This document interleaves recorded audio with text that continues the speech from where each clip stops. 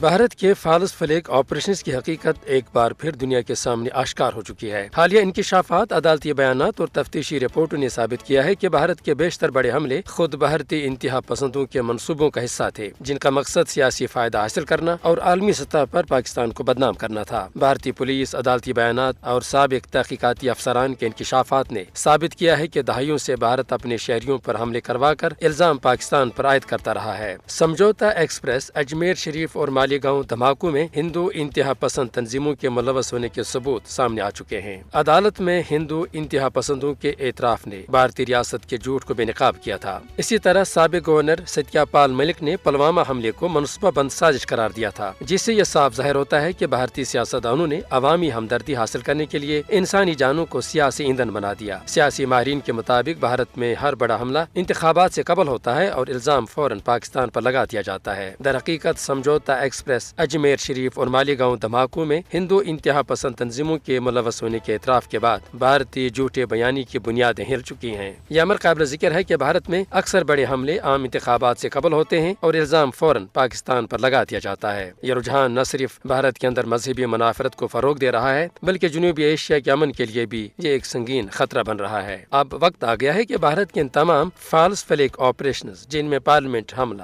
بمبئی واقعہ، اڑی، پلوامہ اور سمجھوتا ایکسپریس شامل ہیں، ان کی آزادانہ اور غیر جانبدارانہ انداز میں بین الاقوامی تحقیقات کی جائیں تاکہ سیاسی مفاد کے لیے بھارتی حکمرانوں کے جھوٹے بیانیے کا پول مزید کھل سکے۔ جب تک ان واقعات کی حقیقت عالمی سطح پر آشکار نہیں ہوتی، اس خطے میں دیر پا امن ایک خواب ہی رہے گا۔